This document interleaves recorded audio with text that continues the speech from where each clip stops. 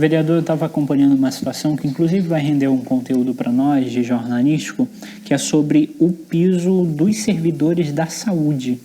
E aí, como a gente está quase que saindo da pandemia, a gente não pode dizer que a gente saiu, ainda estamos convivendo com isso, mas a gente ainda percebe uma desvalorização, porque o discurso é que são os nossos heróis, que a gente reconhece o trabalho deles e tudo mais, mas quando eu vou para um dia a dia, a minha mãe, ela passou por um procedimento cirúrgico, ficou uns dias no hospital, e aí o meu pai também. Nesses dias eu aproveitei para conversar com muitos profissionais da saúde, dentro da saúde. Então eu encontrei um servidor que estava dobrando 3 plantões, convivendo, praticamente morando dentro do hospital, porque ele queria fazer um investimento na casa dele, e aí ele estava trabalhando mais do que o normal, justamente por conta dessa questão do valor salarial ser muito aquém de um piso de outros municípios e de outras regiões. Vocês já acompanharam isso? Já geraram discussão sobre isso? Eu já venho discutindo isso há um bom tempo. Desde que retornei à Câmara em 2017, eu apresentei requerimento para que a gente pudesse reabrir essa discussão. Em 2018, foi criado um grupo de estudo entre gestão e servidores para fazer um rascunho de uma reformulação no PCCR da saúde. Em 2019 parou, em 2020 foi processo político, voltou a discussão, mas não andou, né?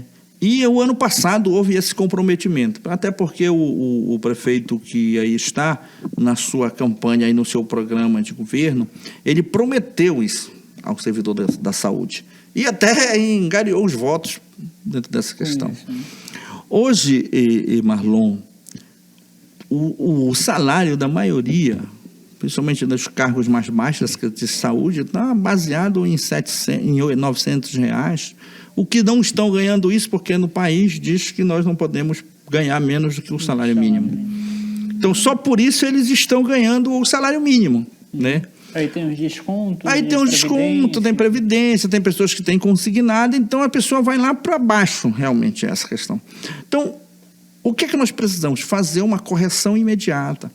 Eu, em 2020 e o ano passado, 2021, em relação especificamente à pandemia, eu chamei a discussão várias vezes para que nós fizéssemos um projeto de lei, assim como estados e alguns outros municípios fizeram, para aqueles servidores que estiveram à frente da pandemia, que estavam no quadro, que estavam ali no dia a dia, em reconhecimento do que fizeram.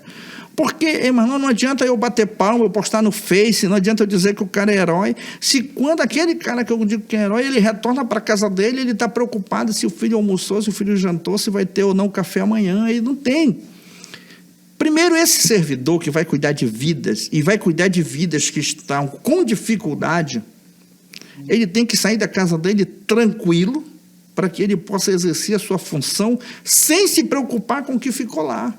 Porque aqui a única preocupação dele tem que ser o paciente que ele vai encontrar. E a gente sabe que esse servidor, um técnico, um enfermeiro, um médico, um psicólogo ou qualquer outro servidor dessa área, ele sabe que ele pode encontrar ou pode encontrar 100 problemas durante o dia. Na verdade, tem que cuidar de todos. E a todos e a cada um ele tem que dar uma atenção redobrada, conforme for o caso. Então, ele não pode estar preocupado com outra coisa. Ele tem que estar preocupado com o paciente. Mas quando ele está ganhando o insuficiente para que ele mantenha os seus, ele não consegue se concentrar só aqui. Não. Ele vai estar com o pensamento aqui, olhando para o problema aqui do paciente que ele está cuidando, mas a cabeça dele vai estar lá nos seus, na sua família, no seu filho, no seu neto, no seu esposo, na sua esposa, vai estar lá. Porque ele está preocupado com eles lá. O que é que vai acontecer com eles? O que é que vai estar esperando ele quando ele voltar? Não é verdade? Então, essa questão nós precisamos discutir. Ontem votamos, e hoje votamos segundo turno, um projeto de lei do prefeito em relação a criar alguns cargos no município, e eu até me posicionei de forma contrária à criação de cargos sem planejamento, né, em relação a essa questão. Por quê? já vem de algum tempo dizendo que não se aumenta não se mexe no PCCR dos servidores da saúde, de breves, porque o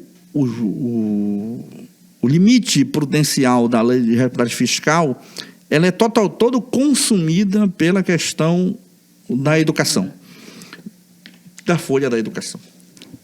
2 anos, 2020, editaram uma nova regra em relação ao Fundeb, que disse que os municípios tinham obrigação até então de gastar mínimo de 60% do Fundeb com folha de pagamento, elevaram para 70% do recurso total. Breve já vinha gastando 78%, 80%, chegou em 2012, 2016, Breve gastava 104% do recurso do Fundeb, gastava com folha de pagamento. Deu uma melhorada em 2017, principalmente em 2018, 2019, e aí voltou a crescer e o ano passado vai se fechar, eu acredito que 78% ou 82%. Dentro dessa questão, só que quando tu junta todas as folhas do município, tu está consumindo isso. E aí a saúde, que até 2020 representava uma média de 43% do seu recurso com pessoal, se injetava de não poder dar reajuste para o seu trabalhador, mas só que ela estava legal. Sim. Aí, quando você cria mais cargos para temporário, mais funções, que tudo vai para a folha, você está realmente voltando a prejudicar esse servidor que já está aí desde 2012 sem nenhum tipo de reajuste, que é a questão da saúde. Desde 2012? Desde 2012. Então, não tem uma atualização de salário. A única coisa que está acontecendo é o salário mínimo. E aí nós temos aí motorista ganhando o salário mínimo, técnico de enfermagem ganhando o salário mínimo, auxiliar ganhando o salário mínimo, todo mundo ganhando o salário mínimo praticamente, né? O enfermeiro ganhando R$ 1.400, que é o piso dele. Como? Como eu vou ter um profissional que passou 5 anos numa faculdade ganhando um salário desse?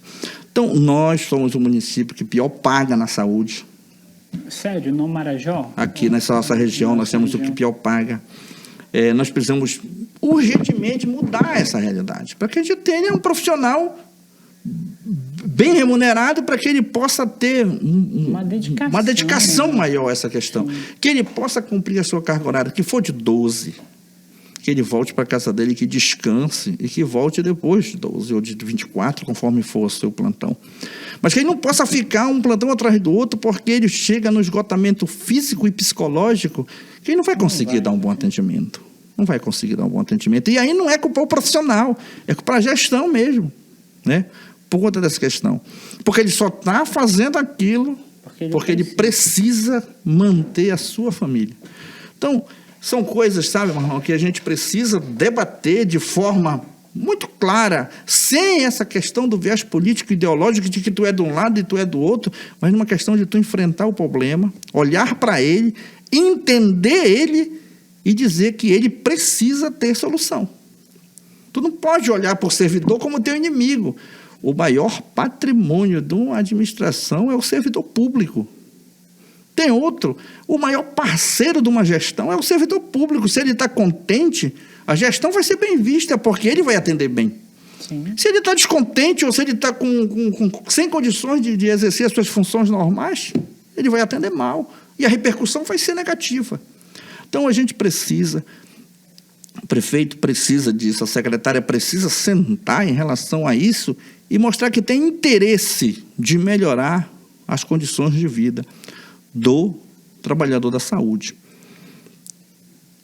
O trabalhador da saúde precisa ter essas condições, porque aí você vai se deparar ainda com outras situações, com a falta de estrutura física do local de trabalho, com a falta de estrutura de material, não é verdade? Com a falta de estrutura de material, com o enfermeiro fazendo o papel de médico, porque naquele momento lá é tudo que se tem é ele, com o técnico fazendo o papel de enfermeiro, porque naquele momento é ele, só ele que está ali para resolver o problema, então ele tem que tomar decisão. Tu tem que contar com tudo isso. Então, além do baixo salário que você ganha, Você ainda tem que fazer um trabalho de uma pessoa que teria, teoricamente, ter mais conhecimento que o seu ou que teria ser acima de você. Porque se dá, na linguagem bem popular da nossa região, se dá uma cagada naquele problema, arrebenta com a vida daquele servidor. Sim. Não é verdade? E alguém que, da maioria das vezes, só queria ajudar, né? Só queria ajudar. Só estava lá para ajudar. E é ele que se arrebenta, não é verdade? E aí tem que entender também o seguinte, por que ele tem que também estar bem com ele mesmo? Porque o acompanhante, o familiar do paciente, ele está num nível de estresse, muitas das vezes, que não tem controle emocional. E aí ele descarrega em cima daquele servidor que não tem nada a ver com o problema dele, mas porque às vezes o cara está lá e não consegue encontrar nem agulha para aplicar, às vezes, o soro, porque não tem, né? E ele vira para o parente do paciente e diz, olha, eu não tenho isso daqui, dá para te comprar ali, aí ele desconta tudo aquilo nele. Então, por isso que nós temos que valorizar bem o trabalhador da saúde. Não é bater palma na rede social, não é postar no Facebook, não é dizer que o cara é herói, não é nada disso. É reconhecer que o trabalho dele é um trabalho extremamente importante e que precisa ser muito bem remunerado para que ele esteja sempre bem. Não pode estar preocupado com outra coisa.